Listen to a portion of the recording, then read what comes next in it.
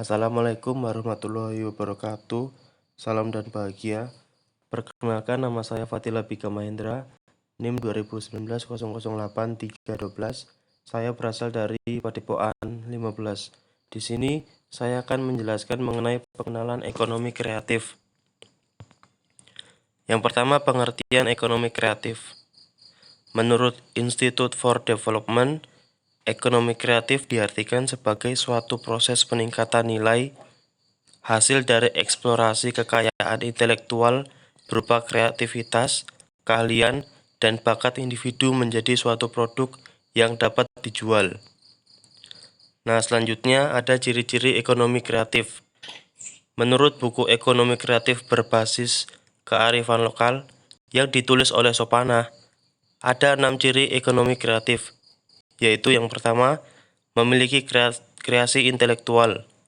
Kreasi intelektual akan menghasilkan berbagai kreativitas, keahlian, serta talenta. Maka dari itu, kreasi intelektual memiliki nilai jual yang tinggi dan perlu ditingkatkan dalam menjalankan ekonomi kreatif. Yang kedua, mudah tergantikan. Pada dasarnya, berbagai produk yang dihasilkan suatu perusahaan memiliki siklus produk yang cukup singkat. Hal tersebut dikarenakan produk mudah ditiru sehingga cepat digantikan. Maka dari itu, kreativitas dan inovasi perlu terus dikembangkan. Yang ketiga yaitu penyediaan produk secara langsung dan tidak langsung. Produk kreatif yang telah dihasilkan bisa dipasarkan secara langsung maupun tidak langsung kepada konsumen. Yang keempat yaitu memerlukan kerjasama. Dalam menjalankan industri kreatif, diperlukan kerjasama yang baik antara berbagai pihak yang bersangkutan agar dapat mengatur kebijakan secara bersama-sama. Yang kelima yaitu tidak terbatas. Penciptaan produk baru tentu tidak akan ada habisnya. Produk yang diciptakan diharapkan bisa diterima oleh pasar dan dapat digunakan secara tidak terbatas. Selanjutnya ada manfaat ekonomi kreatif bagi Indonesia. Yang pertama, membuka lapangan pekerjaan. Hadirnya ekonomi kreatif tidak hanya berpengaruh terhadap perkembangan inovasi dan segi kreativitas masyarakat saja, namun juga menjadi pembuka jalan untuk lapangan pekerjaan baru. Semakin banyak inovasi dan kreativitas, semakin banyak juga orang-orang membuka bisnis, maka akan semakin banyak juga produk yang akan dihasilkan. Dengan begitu, semakin banyak juga tenaga kerja yang diperlukan dalam proses pembuatan. Yang kedua yaitu mendorong masyarakat jadi lebih kreatif. Kreativitas seseorang akan semakin berkembang dengan seiring perkembangan zaman. Dengan adanya perkembangan tersebut, maka seorang juga akan merasa dituntut menjadi lebih kreatif sehingga memiliki ide baru yang unik dan belum ada sebelumnya. Yang ketiga yaitu meningkatkan inovasi di berbagai bidang. Dengan munculnya ide-ide yang baru, masyarakat juga akan semakin mudah dalam memenuhi kebutuhan dengan terus meningkatkan inovasi di berbagai bidang. Peningkatan inovasi di berbagai bidang industri juga secara tidak langsung akan meningkatkan pemerataan ekonomi di berbagai bidang. Yang keempat yaitu menciptakan kompetensi bisnis yang sehat. Terciptanya kompetisi bisnis yang sehat merupakan salah satu manfaat dari hadirnya ekonomi kreatif. Dampak positif ini hadir dikarenakan munculnya inovasi yang beragam, manusia akan saling tolong-menolong, serta membagikan kiat-kiatnya dalam melaksanakan ide tersebut. Yang kelima yaitu mengurangi angka pengangguran. Bidang ekonomi kreatif dapat mengurangi angka pengangguran dikarenakan seiring berjalannya waktu, sektor industri ini akan terus berkembang dan akan semakin banyak membutuhkan sumber daya manusia. Hal ini dapat mengurangi angka pengangguran. Selanjutnya ada faktor pendorong ekonomi kreatif. Ekonomi kreatif dapat terbentuk, tumbuh, dan berkembang jika ada pendorongnya. Apa saja? Yang pertama, kreativitas dalam sektor ekonomi. Membahas tentang ekonomi kreatif, Tentu saja kreativitas harus ada di dalam pembahasan termasuk dari segi faktor pendorong. Kreativitas merupakan suatu proses mental seseorang dalam memunculkan ide dan gagasan yang sifatnya baru. Kreativitas yang ada dalam perekonomian biasanya memiliki tujuan untuk meningkatkan pemasukan dan hasil perekonomian. Objek dalam perekonomian ini adalah biasanya berbentuk barang maupun jasa kreatif hasil dari inovasi dan pemikiran manusia. Yang kedua, teknologi maju. Kemajuan teknologi adalah salah satu tumpuan dalam sektor bisnis ini. Kemudian, akses yang dapat diambil dari kemajuan teknologi dapat membantu perekonomian semakin maju. Jika teknologi ini dimanfaatkan dengan baik, teknologi dapat menekan kesulitan dan masalah yang ditemukan dalam proses ini. Beberapa negara maju juga menggunakan kemajuan teknologi untuk menjalankan mode ekonomi kreatif seperti negara Jepang dan juga Amerika Serikat. Yang ketiga yaitu tenaga kerja. Tenaga kerja menjadi faktor pendorong utama dalam ekonomi kreatif. Hal ini dikarenakan manusia sebagai sumber daya yang menjadi penggerak perekonomian ini. Jika tenaga kerja menjadi sumber daya manusia memadai dan berkualitas, maka perekonomian yang dijalankan juga akan berjalan dengan baik. Yang keempat, kemudahan akses komunikasi. Akses komunikasi yang mudah tentunya akan membantu para pelaku ekonomi dalam melakukan usaha industrinya. Pengakuan dan apresiasi publik dibutuhkan oleh pelaku ekonomi untuk terus berkarya dan mengembangkan potensinya.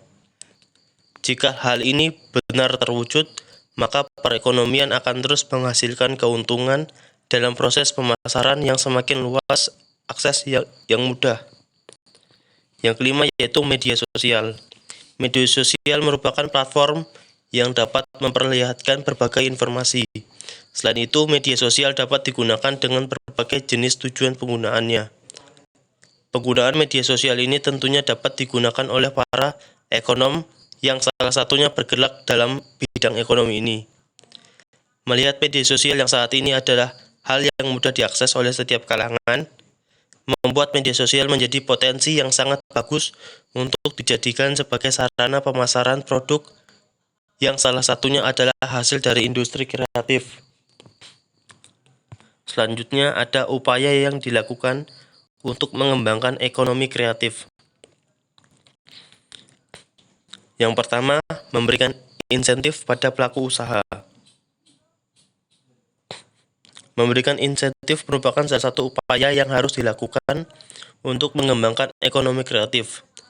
Memberikan insentif ini berarti memberikan kemudahan akses, baik akses promosi, akses dana pengembangan, akses informasi tren terbaru, akses sarana dan prasarana, dan sebagainya. Dengan diberikannya insentif ini, maka pelaku ekonom dapat dengan mudah mengembangkan usahanya dan bisa melakukan pengembangan berdasarkan konsep dan rencana yang telah ditetapkan sebelumnya. Yang kedua yaitu menyiapkan investor untuk pengembangan. Upaya yang dilakukan untuk mengembangkan ekonomi kreatif yang selanjutnya yaitu menyiapkan investor. Investor merupakan seorang yang berinvestasi dan bersedia mengeluarkan dana yang ia punya untuk suatu perusahaan. Nantinya dana itu akan diputar untuk kegiatan usaha. Dalam sebuah bidang usaha manapun, investor merupakan bagian terpenting dan sangat diperlukan. Begitu juga untuk bidang usaha ekonomi kreatif. Sektor ini yang ada di dalam industri ekonomi kreatif dapat lebih cepat berkembang apabila terdapat investor yang siap membantu untuk mengembangkan usahanya. Selanjutnya yaitu ada memberi perlindungan hukum. Produk ekonomi kreatif merupakan produk yang rawan pembajakan karena produk-produknya dihasilkan dari ide-ide kreatif dan inovasi yang bersumber dari pengetahuan manusia. Maka dari itu, pemerintah perlu melindungi pada seluruh produk-produk yang dihasilkan oleh ekonomi kreatif tersebut. Selanjutnya ada pengadaan pelatihan ekonomi. Sesuatu yang penting dilakukan dalam upaya untuk mengembangkan ekonomi kreatif adalah mengadakan pelatihan. Pelatihan ini merupakan pelatihan yang bertema ekonomi kreatif. Tujuan dari pengadaan pelatihan ini yaitu untuk memberi pemahaman dan esensi tentang ekonomi kreatif, dan yang paling penting adalah untuk membekali para pelaku ekonomi kreatif agar dapat mengembangkan dan mempergunakan ide-ide mereka dengan benar dan terencana. Dengan diadakan pelatihan, maka pelaku ekonom dapat mampu menjadi generasi pelaksana ekonom terbaik yang mampu mengembangkan ekonomi kreatif di Indonesia dengan benar. Selanjutnya yaitu membuat roadmap. Roadmap ini sudah seharusnya disusun oleh pemerintah agar ekonomi kreatif dapat berjalan dengan baik dan membawa Indonesia menuju arah yang maju dan berkembang. Pembuatan roadmap ini sangat diperlukan. Menyiapkan roadmap ini dilakukan dengan cara menyusun program-program yang komprehensi.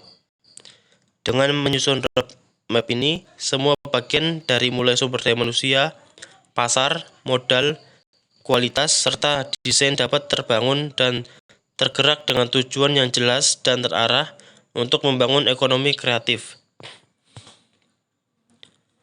Kesimpulan dari materi kali ini yaitu berdasarkan yang sudah saya sampaikan, saya simpulkan bahwa dengan munculnya ide-ide serta inovasi baru, maka akan memudahkan masyarakat mulai dari memenuhi kebutuhan, mempermudah pekerjaan, hingga menciptakan lapangan pekerjaan bagi mereka yang membutuhkan. Dari penjelasan saya sebelumnya juga dapat diketahui bahwa lebih banyak cara bagaimana ekonomi kreatif sangat berpengaruh tidak hanya bagi kehidupan masyarakat, namun juga bagi negara. Dengan mempelajari banyak hal mengenai ekonomi kreatif, dan juga kita dapat terinspirasi dari mereka yang memulai bisnis dengan mengandalkan inovasi dan kreativitas mereka. Ya, cukup sekian dari saya. Bila ada kurangnya saya mohon maaf. Wassalamualaikum warahmatullahi wabarakatuh. Salam.